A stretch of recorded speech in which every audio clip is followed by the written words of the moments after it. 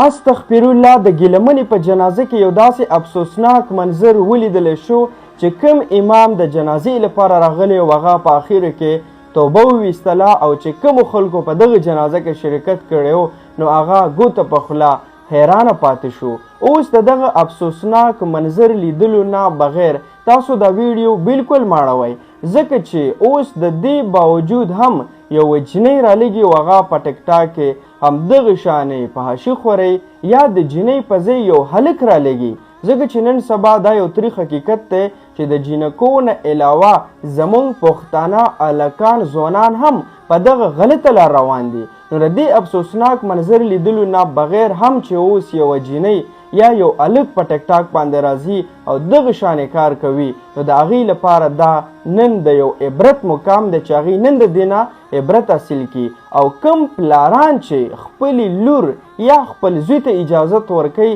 هغه دغه ټیک ټاک هم دغه شانې کار کوي او هغه ولې اجازت ورکړی وي څه ورته وایي نه منې کوي نه نو هغه پلارانې هم نن دا ویډیو ضرور وګورئ. هغه افسوسناک منظر دا دی او په دې باندې تاسو په خپل باندې هم لږ غور او فکر سوچ ور باندې تاسو وکئ. ګوره د ګلامنې ټیک ټاکري د چا چې خپل نوم شمشو دی د دې ګلامنې په ټیک ټاک باندې کار خو ظاهره ده تاسو به کتلی وي بیا د دې که مونږ د ټیک ټاک فالوورز ته وګورو نو 1.3 میلیون د دې فالوورز دي یعنی 13 لاک خلکو دا فالو کړي ده. دې ګلامنې به ویل چې زما په ټیک ټاک کې 13 لاک فالوورز دي او د چا چې د میلیون نه فالوورز سیوا شي نو هغه په دې باندې یو فخر هم کوي چې زما هم 1 میلیون فالوورز دي. نو د دې ګلامنې په میلیونونو کې ویوز راتله په ویډیوز میلیونونو خلکو به د دې هغه ویډیو کتلي او د دې په ټیک ټاک 13 لاک فالوورز دي 13 لاک خلکو دا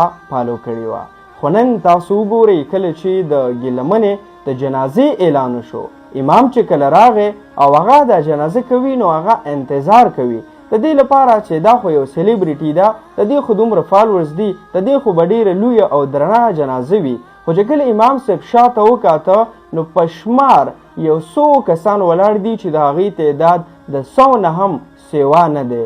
یعنی 100 خلکو نه هم کم د دې په جنازه کې شرکت کړی دی او شاته ولاړ دي او هغه هماغه خلک کم چې د دې خوا وشه خلک دی هغه راغلی دی او په جنازه کې شرکت وکړو. کله چې امام صاحب دا وکاته نو هغه دا وویل چې 13 لاک فالوورز او په جنازه کې د 100 کسانو هم شرکت نه دی کړی نو په دغه ځای کې امام صاحب توبه ویستله او چې کوم خلک راغلی نو هغه هم حیرانه پاتې شو. اوس تاسو وګورئ چا چې د دکې خلکو لپاره کار کولو په دې باندې فخر کولو نن هغه خلک څه شو د هغې په کار باندې رانله بلکې یو څو خلکو د دې په جنازه کې شرکت وکړو. نو ای زما پښتنو اوس تاسو ووایئ چې یو انسان خپل ځواني د دغه کار دپاره د دغه خلکو د فالوورز دپاره خپل ځواني قربان کړي په ځوانۍ کې هغه ته مرګ راشي او بیا په جنازه کې د 100 خلک هم شرکت نه کوي نو دا د افسوس خبره ده او که نه ده. تاسو وایئ او تاسو لږ سوچ وکئ نن سبا چې کم پلاران خپلې لوریانې یا خپل بچي دې ټیک ټاک ته راوباسي وایي د هغې خو دومره فالوورز دی او مخې ته روانه ده. داسې نن تاسو سوچ وکئ چې دغه فالوورز بیا سبا ستاسو په جنازه کې هم شرکت نشي کولی او بیا په دغه 13 لاک خلکو کې څه ویم که چېرته یو 50 خلکو د زړه د خلاصه دعا کړې وي چې الله پاک دې وبخي بلکې هغه خلک الټا خوشحالېږي او مختلف خبرې کوي چې دا د دنیا نه لاړه اوس د دې نورو نمبر دی خوشحالي پې مناوهي. نو پکار دا ده چې څوک هم په ټیک ټاک یا په یو بل پلیټفارم یا په خپله زندګۍ کې داسې کار کوي چې د هغې مطلب دا وي چې د خلکو دپاره وي او ما خلک فالو کوي زما ویډیو خلک ګوري او هغه غلط قسم کار کوي نو پکار دا چې هغه نن منع شي. ګوره پیسې د ګلامنې سره به هم ښه ډېرې وي هغه اوس څه شوې هغه چا ته پاتې شوې قبر ته خو یې نه وړي که نه هغې باندې به نور خلک مزې کوي یا به نور خلک اخلي هغه فالوورز هم شاته پاتې شو. اوس چې قبر ته ځي هغه څه شي دی تاسو سوچ وکئ هغه د دې خپل هغه ایمان دی هغه د دې هغه چې زندګي دې څنګه تېره کړې ده کم معاملات راغلي دي